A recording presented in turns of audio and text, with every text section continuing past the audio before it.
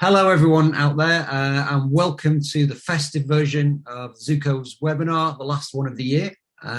Today, we are with Khalid Saleh, who's the Chief Exec of Invest, CRO experts in North America.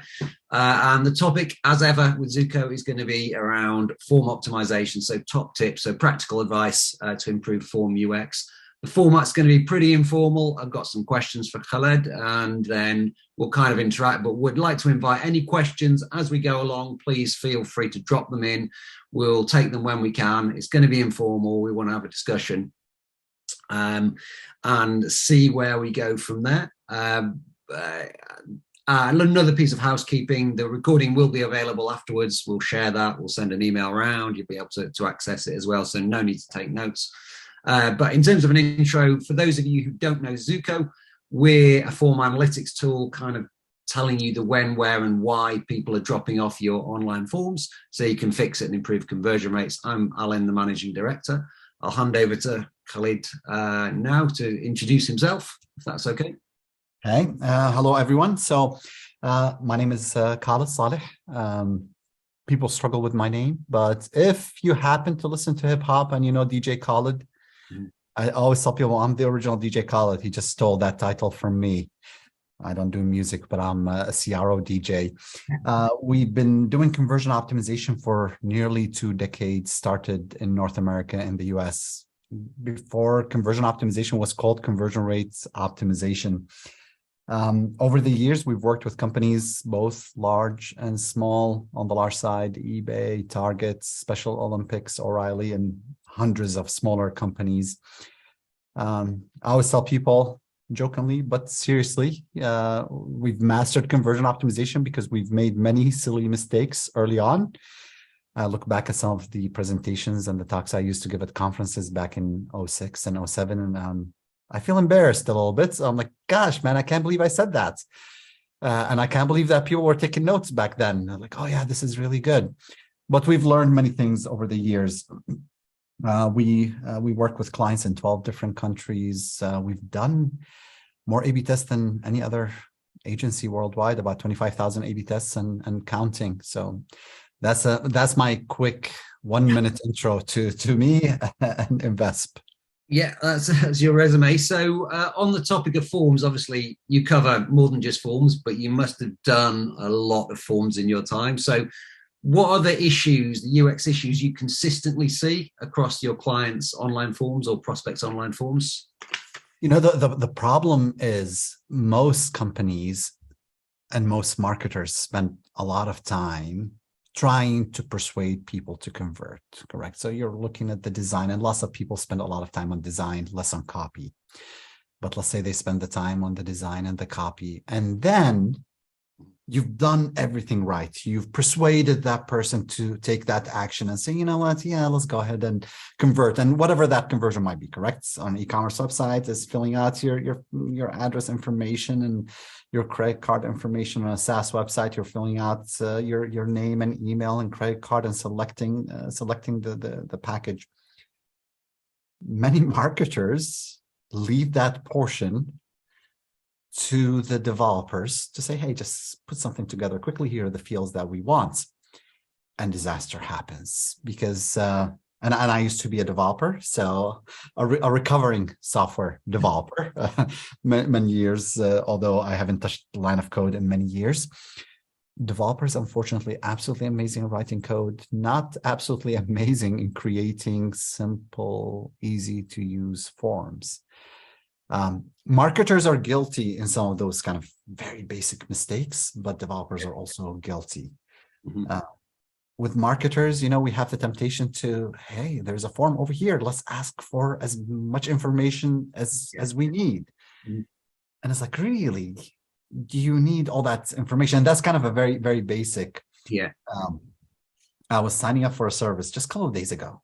And it was just a very simple service. I even forgot it's like a free service. I'm like, okay, so I'll give you my name and I'll give you my Gmail address. And then all of a sudden they're asking them for my phone number. And I'm like, why do you need my phone number? I'm like, okay, so you know what? I'm going to give you a fake phone number. That's literally what. Yeah. And then they want to validate my fake phone number. I'm like, okay, now we've gone above and beyond. We went from a free service. Now you want to and I'm like, you know what? Okay, goodbye and good luck. I don't need this. I need to find a different website. You know what? So yeah, go ahead. I was just going to say, just I'm always very tempted to almost have a field that says fake phone number, just to see if that improves conversion rates, engagement. Yeah, I mean, it's funny because lots of times people say like, oh, we want it. Well, I mean, really, if you run some validation, you'll be amazed how many times people just give you fake phone numbers. So it's just not useful, correct? And unless you are going to do something meaningful, not because you plan on doing it a year from now, not because, well, it would be nice to have. Yeah. Really think through every element. The less information you ask, the easier it is for people to convert. Yeah.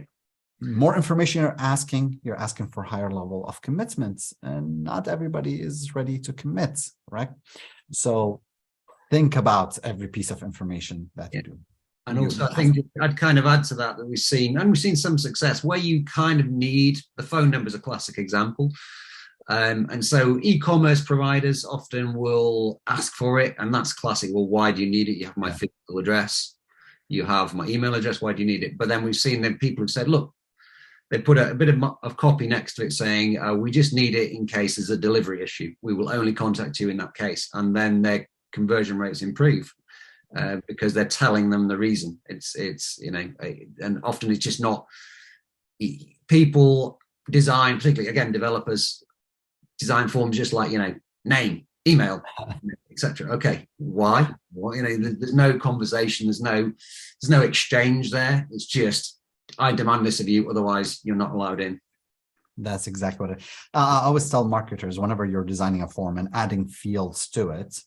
Think, is this do you have to justify this field to people away from, well, I need it. So if you have to justify, then it's almost like a branch. I'm going to my development background. Either give a good explanation where somebody says, oh, actually, yeah, here's my phone number, or here is, some other piece of information that you're asking for because you gave me a good explanation of why you need it. Mm-hmm. Or if you really can't come up with a good excuse, lose the field. Yeah. But here's a third option. Where do you place that? And I see that, for example, on lead gen type websites. Well, I need the name, I need the email, I need the phone number. I'm like, okay, listen, it's a journey of converting somebody. Let's start with the basic information, the absolutely basic information. You probably need a name and an email. Mm-hmm. Have that as a step one form, submit that, capture that, and then step two, correct? After they submitted the information, you can do a lot with it as a marketer. Then you can tell them, hey, we can provide you better service. We can tailor our offering. We can actually have a more meaningful conversation with you on the phone by providing this information. And that's when you throw in, hey, how about your phone number? How about this additional information that we need? So you go from, well, here's my humongous form that is 16 fields. I'll start with probably 3 fields, capture the most interesting information that I will do some meaningful marketing out of.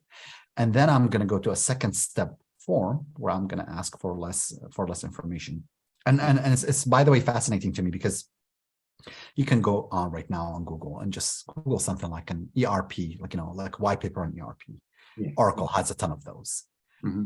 IBM has a ton of papers on on databases and database architecture. And in order for you to download a white paper, the amount of information they even ask about the Salesforce is guilty of this. They ask for the company size and the budget and what's your title. I'm like, dude, I'm here just for a white paper. I understand that's your marketing team wants this and your sales team wants this even more. Yeah. But really, you're asking for a lot. Yeah. That's more of a fundamental problem. Now, the form itself and a way, let's say, okay, well, we've trimmed it down and we're asking for the right information. Let's say we're asking for 7 or 8 pieces of information and we really need them as an initial portion. How do you group that information in a logical way? Sometimes people just throw it there. And I was like, name, title, company, email, this. I'm like, no, group. It's like, so the UI presentation of a form can be inviting to somebody to actually fill out the form versus, well, here it is. And we spend a lot of time, correct, on the UI prior to the form. We don't spend enough time. Yeah. Well, get to the form. No, group it's in a logical way where somebody says, okay, yeah, this makes sense. Mm-hmm. Yeah. That's the second issue that I see quite a bit of. And related to that, we've got a question from Nidhi, who says, the question arises when we really need to ask something, what should we do then? How will it impact conversion percentage? It's kind of related a little bit to what you've said, but there's different ways of doing it. So, yeah, I mean, so to me, I always tell every person I work with, every additional piece of information you ask for can cause a drop in conversion rates. So always keep that in mind. A form that has 3 fields on it will have a better conversion rate than a form that has 10 fields on it, correct? So there is a little bit of a conversion rates hit that you will see as you're adding more fields. Now, what is the right number of fields? That really varies tremendously, correct? From one place to the next. Yeah. I was looking for a service today, just some house maintenance. I go and I'm like, okay, well, I need a plumber. And I don't know if you guys have it in the UK, Angie's List, Angie. So they and then there's Home Advisor. So I'm like, okay, let me fill out the form. And it's on a mobile device, very well designed. Mm-hmm. But oh gosh, by the 10th field that they've asked me, so they're taking me from one step to the next, and I'm not sure when we're going to get done. Yeah. When we reach the last step, they've collected all my information, and I'm expecting, and they had made a promise at the beginning that, hey, we'll give you an estimate of how much this particular service is going to cost. So I'm like, it's fine. I'll go through this. I'll describe the problem. I'll select. I get to the last step. Now, listen, you made a promise to me, correct, at the very beginning. I'm expecting to see that. They're like, well, now we need your home address, and then we'll send you a different quotation from different, people who are going to do the service. And I'm like, this is not the promise that we started with 10 steps earlier, close the screen, go search for somebody else. Yeah. If they had started with the right promise and fulfilled that promise, that's great. And I'm sure, now, by the way, since I filled that information, I've gotten a ton of email from them because they've already sold my email to a whole bunch of services. And I'm like, really great. Okay, that's fine. I can just block out all these addresses. But that's really what you want to keep in mind, that the consumer has the power, ignores your phone call, ignores your email, the emails that you're sending. And you try and outsmart the consumer, but the consumer ultimately is in control. Yeah, no, it's interesting. And it's kind of to add to that, I suppose, if you really need to ask something, like I said earlier, make sure you explain why you need to ask it.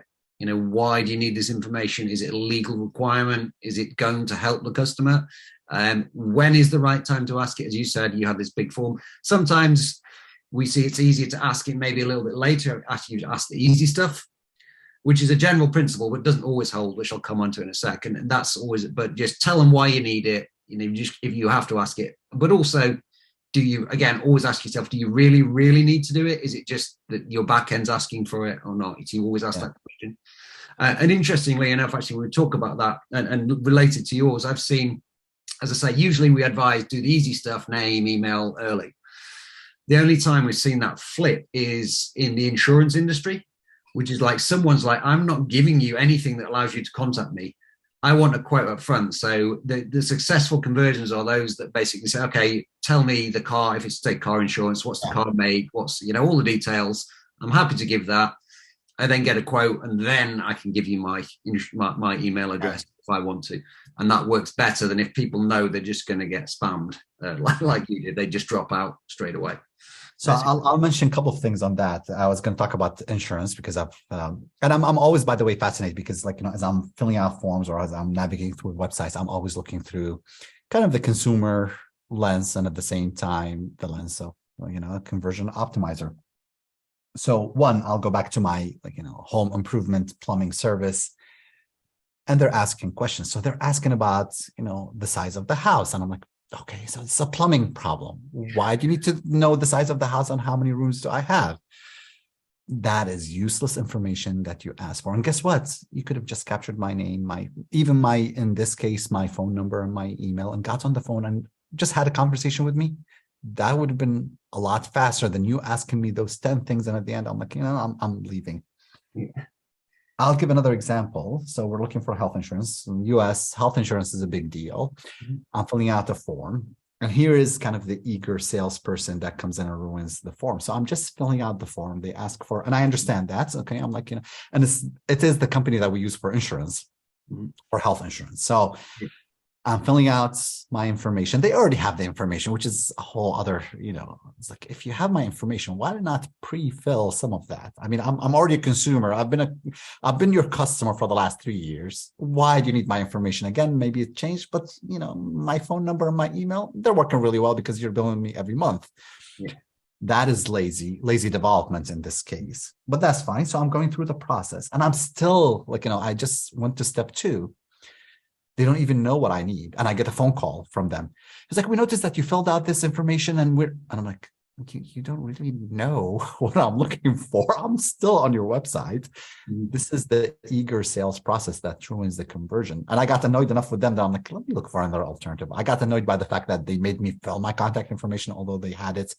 I got annoyed by the fact that they're calling me and I'm like, you haven't collected enough information to know what I'm looking for. And now you're jumping on a phone call with me. Collect the right information. And that's, by the way, we'll go back to one of the things that I see some of the mistakes.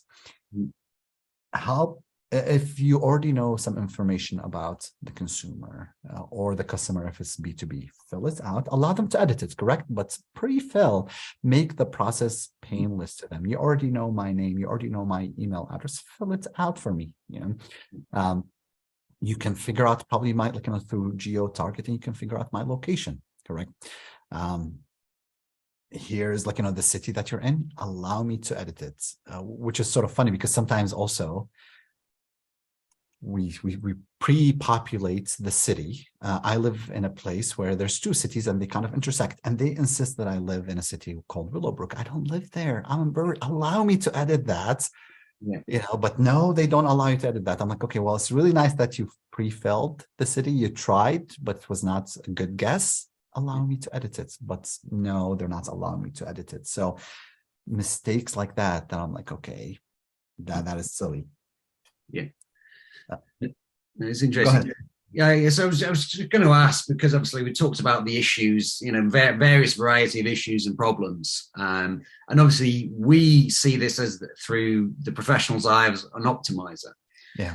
How do you go about diagnosing and quantifying those issues when you're working for a client? Okay, so this is basically what I see, although ultimately that's an opinion. It's one person's opinion. It might be right, but yeah. How do you see that from a broader thing? Is it user testing? Is it analytics? How do you quantify the actual issues themselves?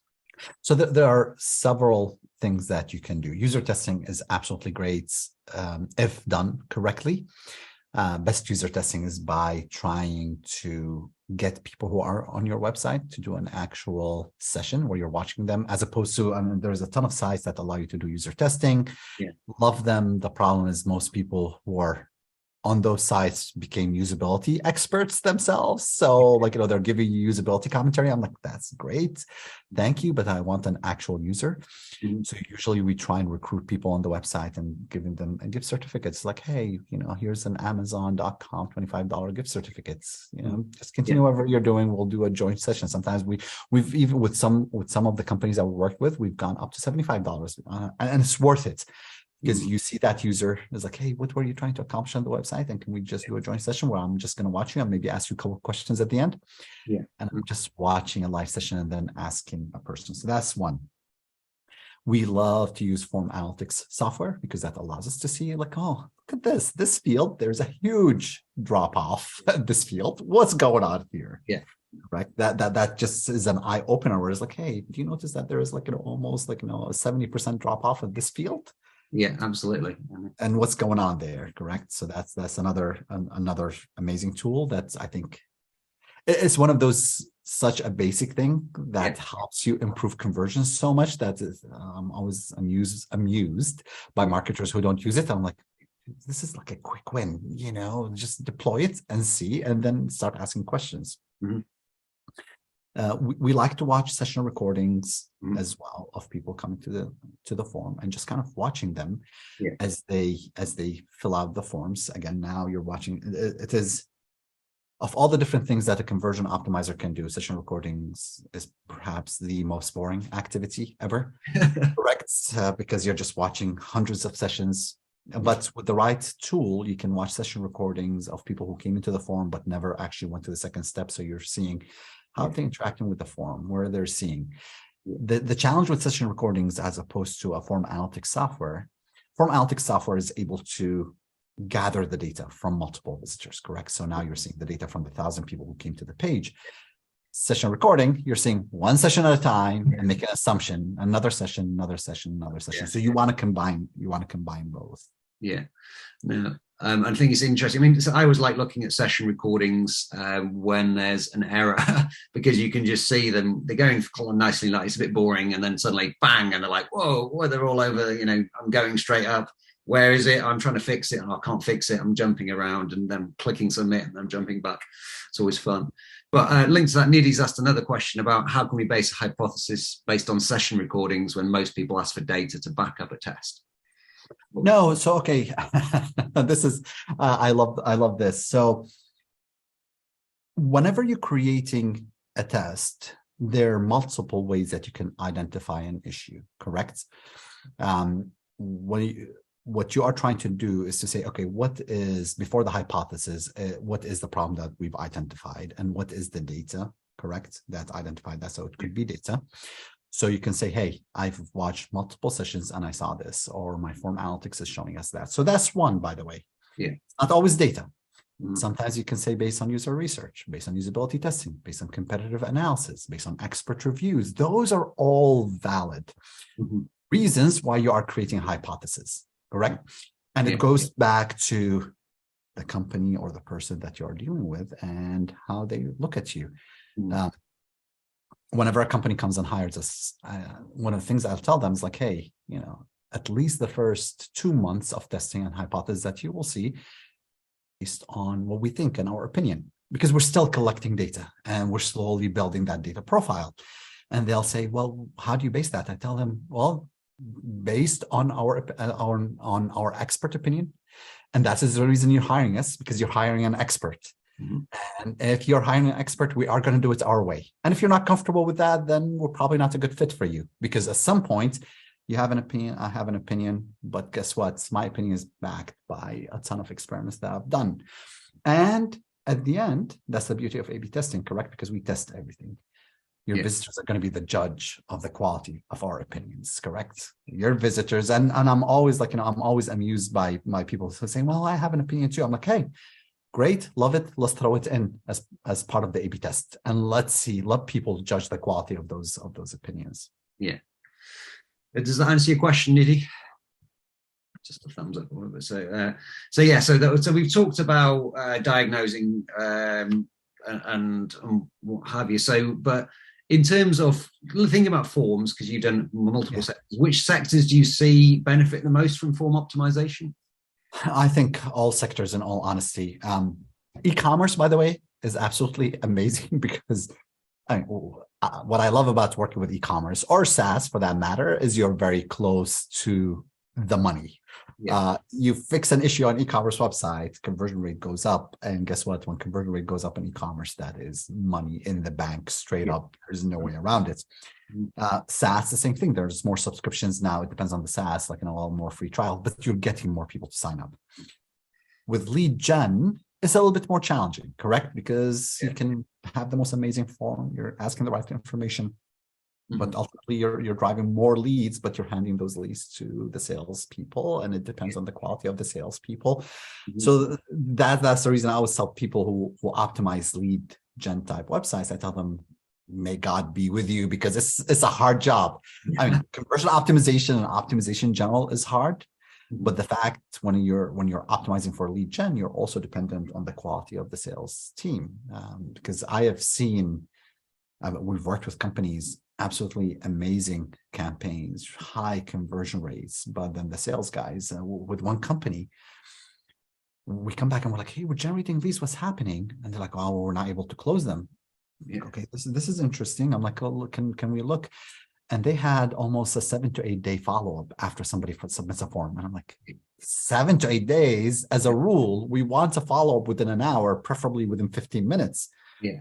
And I remember having a conversation with the CEO of that company. I told him, listen, love the fact that you're paying us. I appreciate that, but I think you really need to look at your sales team and fix. There's a bigger problem there. You probably didn't need even to hire us. Yeah. Because you probably, if you had just followed up with these just simple sales, you would have probably closed my business. He didn't really appreciate that comment. We've had that process for 25 years. And I still remember that. He's like, what were you doing in 95? I'm like, still student in college. That's what I told him. He's like, well, I was doing sales since then. And I'm like, all power to you. I'm just pointing out an issue. Whether you want to fix it or not, that's completely up to you. And I think lead gen's always a funny one, because you can often improve the conversion rate of a lead gen form, but the quality goes down. So that's all, a slight exception. We were talking about the amount of fields, qualification, and you talked about Salesforce, and it just bugs you. But sometimes an element of that is needed. It's just what the right element is, because you do want to filter out the leads that aren't relevant for you. There's always a big debate about whether you should accept Gmail addresses and all that sort of stuff, which I've had many conversations with, and it really depends. But certainly in terms of like qualifying that this person is right for you, or that they're expecting the call as well, that, because sometimes people just don't pick up because they're not, they don't know you're going to call. It's like, we will call you within an hour. Okay, yeah, right, and you get the quality. So it is a tricky thing, lead gen. I mean, I'll mention this when it comes to lead gen. Whenever we start working with a lead gen type company, I always tell them there's this balance, correct? Do you want many leads where if your sales guys are not busy, we want to keep them busy, correct? So at some point you reduce that qualification because you just want to keep the team busy. Now, at some point, you want to reduce those number of leads, but drive higher quality leads. And that's when you start adding fields and you start adding qualifications, and you think about that, correct? It's like, because I can keep you busy and I can give you leads, whether they're worth it or not. If you have a sales team of 20 guys who are just sitting around doing nothing, I'm like, no, let's keep them busy. But no, if they're busy, like, oh no, now let's dial it up a little bit and make sure that every lead that we give them is really marketing qualified, as opposed to just a qualified lead, somebody who filled out the form. Yeah, exactly. No, definitely. So kind of moving on from that slightly, because I'm conscious of time. But if you had top pieces, if someone held a gun to your head and said, okay, what are your top 1 or 2 pieces of advice when optimizing forms? What would you kind of give them, either from an approach or from a specific tip? Yeah, I mean, remember, most of the heavy lifting should be done before the form, correct? Yeah. The form is there to assist. Your site copy and design should really be handing that lead. It's like, it's like with white gloves to the form to say, here's a lead. We've already done all the heavy lifting. Where I would start is at the very top of the form, make a promise, make sure that your form fulfills that promise at the end, correct? Yeah. Whatever promise your site is making, if it's an e-commerce website, hey, get this item shipped in the next, 4 hours. That's the promise that the form is making. Or, if you're a lead gen type website, like, contact us and you will be contacted in in less than 8 hours. Make a promise, make sure at the end of the form that you are fulfilling that promise. That's the very first thing. Yeah. Number 2, we've mentioned this, ask for the information that you absolutely need. If you need more information, break it into multiple steps. Yeah. Number 3, think about the UX of the form. Group your items correctly. There's some silly things. So, for example, sometimes people like to do validation, but they're validating as I'm filling out the form. Like, hold up, let me finish filling out the phone number. Don't tell me that I'm filling the wrong phone number, correct? Yeah. Still haven't finished it. Then it's like you're complaining. Things, we mentioned the layout of the form. Make sure if there are errors that you actually take user back to this error. Yeah. I lived overseas for a while, and I came back to the US in 2018. Going back to healthcare, if you want to submit to the national healthcare, affordable healthcare, there is a humongous form. It's a 16, 17 step form. Yeah. Absolutely painful. First time I'm filling it out, and I'm like, okay, well, I guess it's the government, so they need my information. That's fine. I'll fill it out. They need my height. I'm like, okay, I know it's. They need the heights of my children. I'm like, oh gosh, height of the children. Come here, children. They were in school, so we gather all this information. My son was not there. Don't know his weight. I'm like, I'm not guessing because this is health insurance. Everything depends on it. Yeah. So I'm like, okay, well, I'll come back to this later. And I've had created an account. I come back later to fill it out, and they take me through the 17 steps again. And I'm like, really? 17 steps? And by the way, they haven't fixed it. 4 years later, it's kind of, this is just very basic, If there's an error, show me where the error is. If I'm going through a process and it's a 17-step process, probably take me back to that it's classic, isn't it? And I think the way you've got to overlay there is the motivation, the monopoly, essentially, because we see that government forms have hugely high conversion rates, but they're terrible because there's no incentive to change because they've got high conversion rates, because everyone feels they have to go through a terrible process to get there. So yeah, I mean, it's funny because that website, by the way, that's the most expensive website ever built because it costs $1.5 billion, 1.5 billion with a B. Yeah. And it's almost like when they designed it, they said, let's take all the usability principles that we know of and throw them out the window. And we're going to rediscover them again, and learn them again from scratch, which is silly, regardless to whether you like healthcare, government healthcare or not. That's just, I'm like talking from pure usability.